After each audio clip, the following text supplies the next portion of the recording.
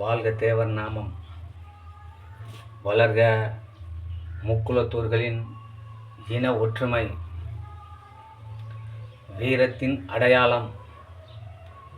முக்குலத்தோர்களின் தோரண அமைப்பின் நிறுவனத் தலைவர், முக்குலத்தோர்களின் அன்பு தம்பி எம் மாயத்தேவனின் பதிவு. திமுக அரசை வன்மையாக கண்டிக்கிறோம். தமிழ் பாட புத்தகத்திலே முத்துராமலிங்க தேவர் எனும் பெயரை முத்துராமலிங்கனார் என மாற்றுவதற்கு தமிழகத்திலே எந்த ஒரு அரசியல் தலைவருக்கும் தகுதி இல்லை என்பதை நான் தெரிவித்துக் கொள்ள விரும்புகிறேன்.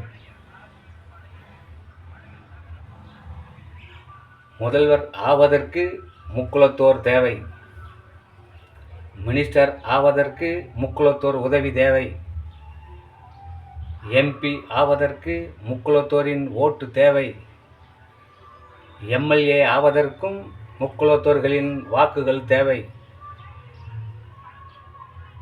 பஞ்சாயத்து தலைவர் பதவிக்கும் முக்குலத்தோர் ஓட்டுகள் தேவை.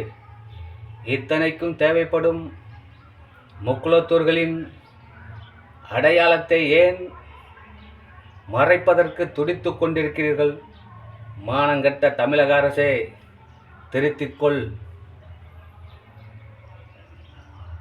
நீங்கள் சாப்பிடும் சாப்பாட்டிலிருந்து நீங்கள் போடும் சட்டை வேஷ்டி வரை முக்குலத்தோர்களின் பங்கு இருக்கிறது என்பதை ஒருபோதும் மறந்துவிடாதே.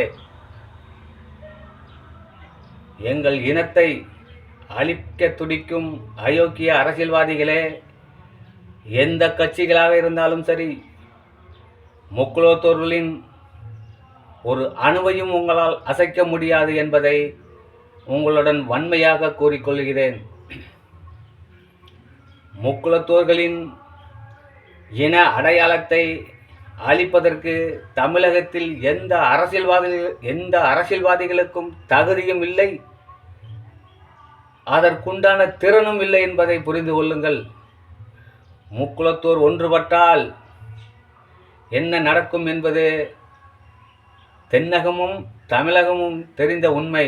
மறந்துவிடாதே. எங்களுக்கு துரோகம் செய்யும் தமிழக அரசே, தேர்தலின் போது மானமுள்ளவனாக இருந்தால் முக்குலத்தோர் ஓட்டுகளை வேண்டாம் என்று பார்ப்போம்.